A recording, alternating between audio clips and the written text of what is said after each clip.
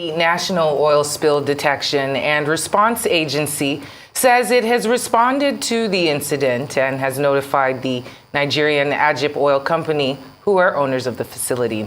In a statement released by the Director General and Chief Executive of NOSDRA, Idris Musa, the Nigerian Ajip Oil Company has been directed to depressurize the facility preparatory for a joint investigation visit, which will follow immediately to ascertain the cause and the extent of the incident. The agency also says efforts are underway to contain this explosion and to secure the incident site. Well, a renowned community leader in the Niger Delta, a social critic and activist, Chief Rita Ogbebor, joins us now to discuss pipeline protection, crude oil theft, and environmental issues in the Niger Delta. Great to have you with us on Newsday this afternoon. Thank you so much for joining us. Thank you, ladies. Glad to be with you. Well, it's good to have you. You have been quite vocal about your stance on the Niger Delta, on how its resources should be guarded and who should be guarding them. We also know that the recent awarding of the contract to Tompolo has rubbed you the wrong way. And I'm going to give you an opportunity to expound on those issues, but there have been, we see that there's gas flares. We see that there's issues that are going on in the Niger Delta, and they're affecting the environment. What do you have to say to your critics who say that you don't stay in the Niger Delta? You live in Lagos and you live in Abuja and might not be completely aware of the things on ground. What would you have to say to them when they say you should not speak out against some of the things that you speak out against? You know, people talk nonsense. Those who don't know me, they are talking nonsense. I am more in worry than anywhere else. That is number one. Number two, I am the Igba of worry. In the hierarchy of the palace of the Olu of worry, I think when you come to the service in worry, the service chiefs, the chiefs, perhaps I am number one. I worked for his father. I think I am the oldest in service, minus the Iyashere, the Ojomo, and one other. These are chiefs who came from Benin. So they inherit that chieftaincy is from their fathers, is inherited. But when it comes to the palace itself, I am number one today. There's no chief who is older than me in service. And my Olu, the Olu himself, may his reign be long on the throne and bring us peace. It will tell you that I am very, very active. I am the Igba of worry. My domain is in the creeks. And I'm there. Those who talk, they are not in the creeks. They are afraid to go into the creeks. They are in worry, parabolating as politicians. But when I talk for my people. I am a chief, I have a domain. And that domain I will protect with my life. That is why I am here, and I keep talking. I am not a politician. I'm not interested in contracts. I don't take contracts. I don't ask any government for favor. I am the Igba of Warri. I am on oath to look after my people. And my people will tell you, I have never blinked 1 second from carrying out my activities and doing what I should do. And I'm sure that the Olu of Warri himself is very proud of me, that I am not an absentee chief. Oh, very well said. Before anything happens in the creeks, I will know. Oh, very well said. Pardon? And I said very well said. And talking of being in the creeks, some people, Yes. and I believe you are included, are Yes. of the opinion that all theft in the Niger Delta would not be possible without the involvement of some high-ranking individuals and some top security officials. Now, I'd like us to talk about this contract that was given to Tompolo. Do you think perhaps that with his involvement now, he'll be able to break this racket, you know, that is leading the oil theft in the Niger Delta? I have said it again and again. The federal government is abandoning its responsibility to take care of the human beings in this country and their properties. Tompolo, I have no qualms. I have nothing against him as an individual.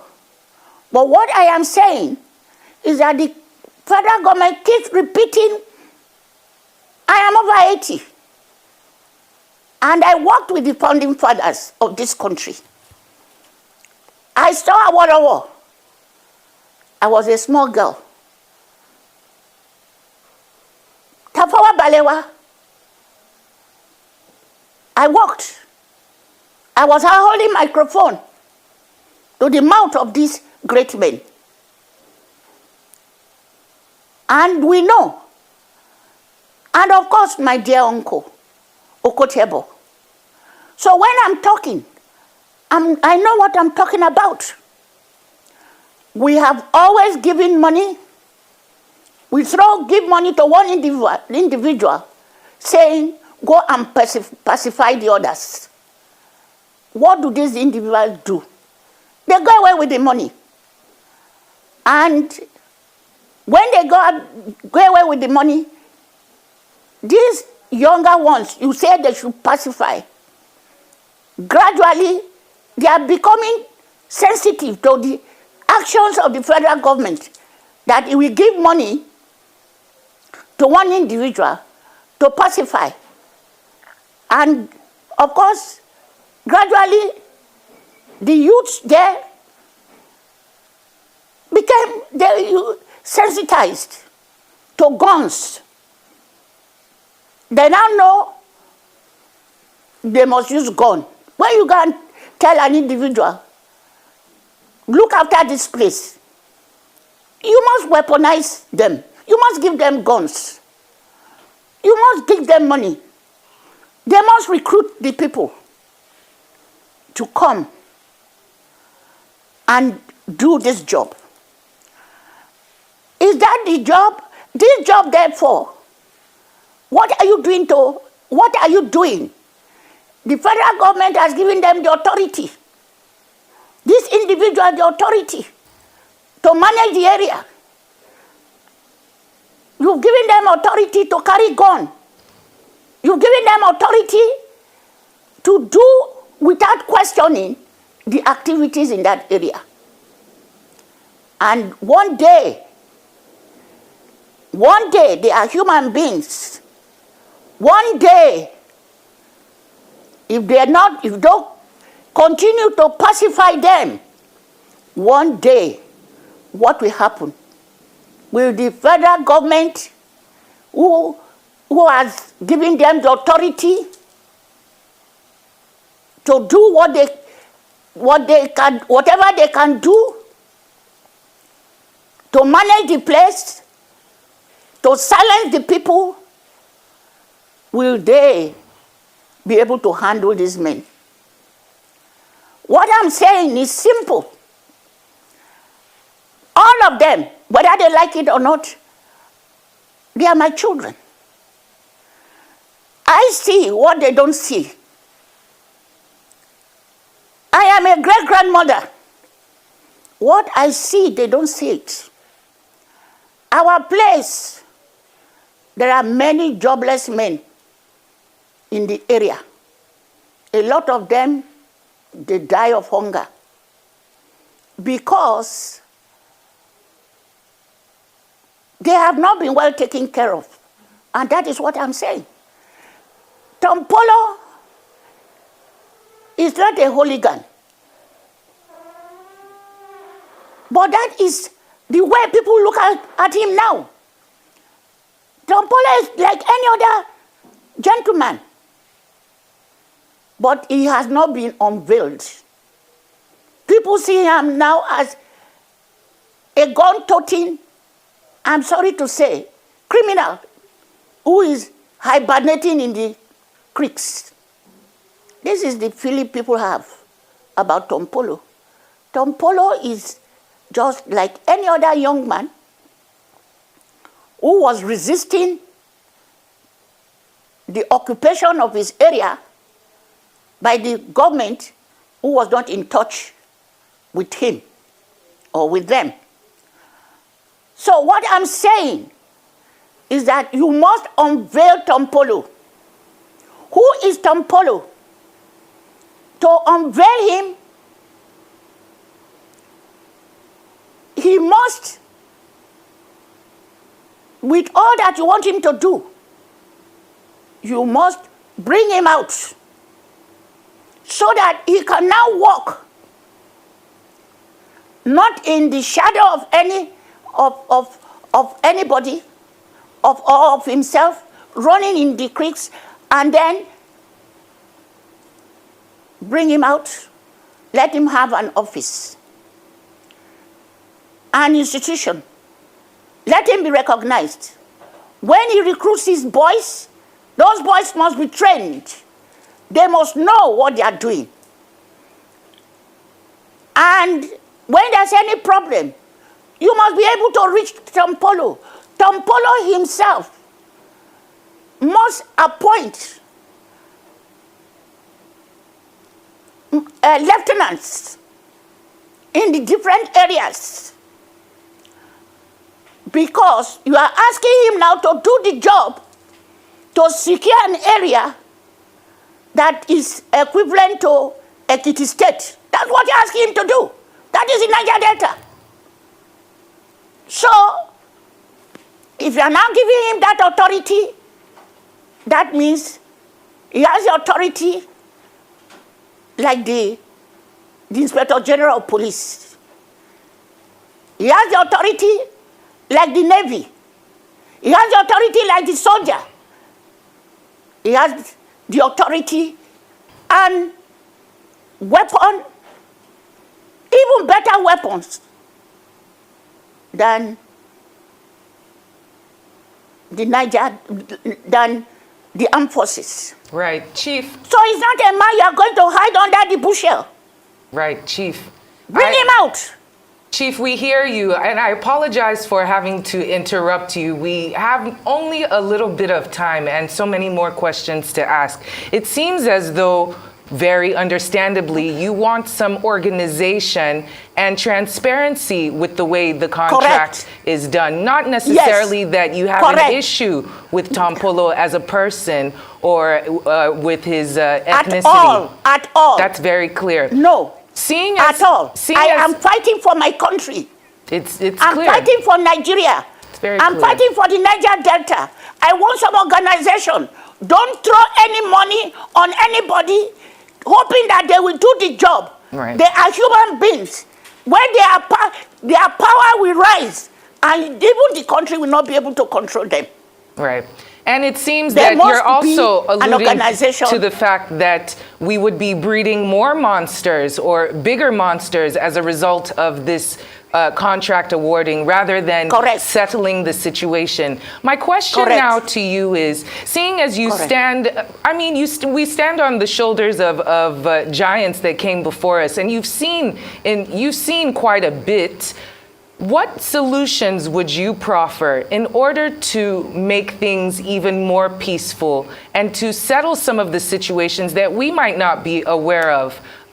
You've already alluded to the fact that organization needs to be structured. What other solutions do you have to make sure that peace is kept within the Niger Delta region, not only for the people, but also for the environment?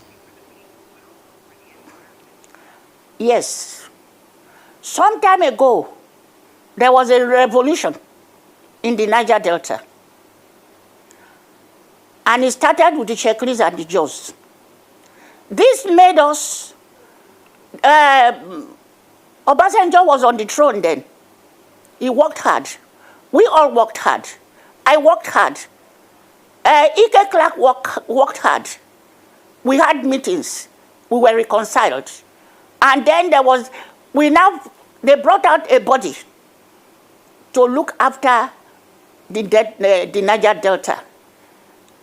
This is the NDDC, Nigerian. That NDDC is supposed to look after our development of the whole area, in terms of structure, education, human resources, and make us bring that area to civility. And we started. We had our ups and downs, but the biggest of it all is still that there is no proper, or people are selfless. People are selfless who love their country, who know that you cannot go out of this country and be anything else like you are in your country. Who are not proud of themselves. They are the ones, for instance, the governors are there to supervise the NNDC. Let them show me one day the report of the NNDC. Instead of looking after the institution, each person is going there to say, I'm fighting for my state. How can you go there, you take the money.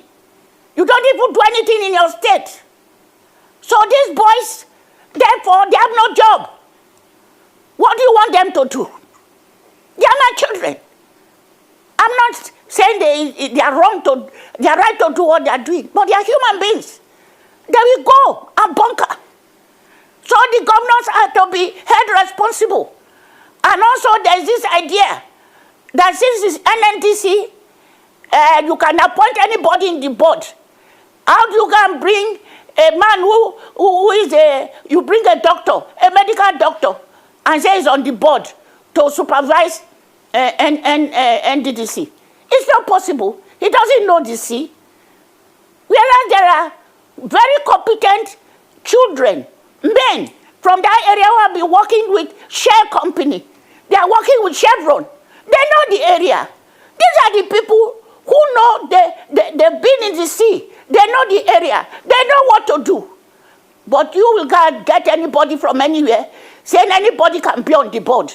If anybody can be on the board, let it be a man who will call them from time to time, because there was a body in Asorok who was supposed to supervise the management of NNDC. With that body, what has it done?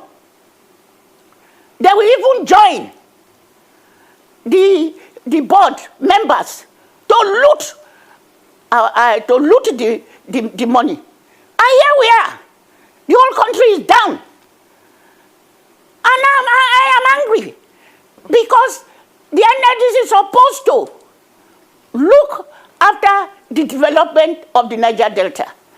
This is where I come from. But when you go there, there's nothing.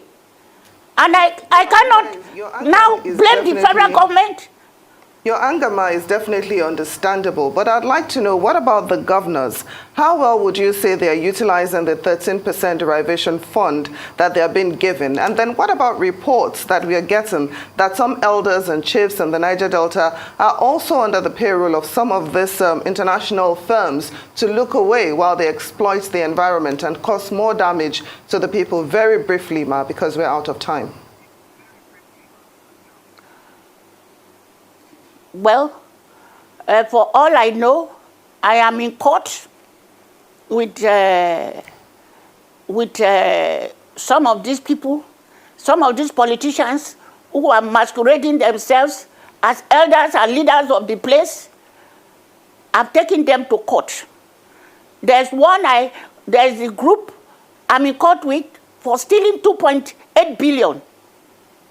And the way it is done that is only a person who is with God and is prepared to die that will take the steps I've taken.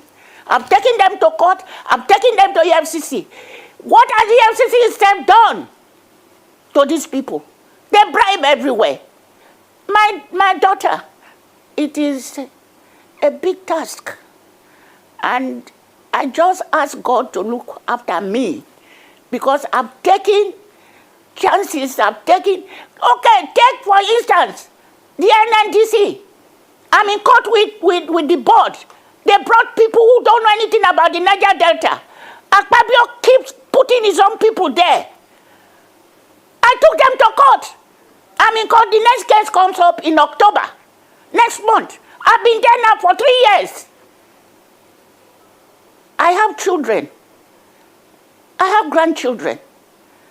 They too, when I'm doing these things, they're crying. Mommy, why should you take this risk? But I am from the creeks. My great-grandmother is a princess of the place, and he has his own town. And the town now, I own the place. I want peace. I want the federal government to do something. Organize the place. What we are lacking is management. The boys in the Niger, they want work. Renowned they should community look. Leader. And if they don't look, renowned community leader in the Niger Delta, social critic and activist, Chief Rita Ogbebor, we do thank you so much for appearing on Newsday, and we wish you all the best in your struggle for the development of the Niger Delta.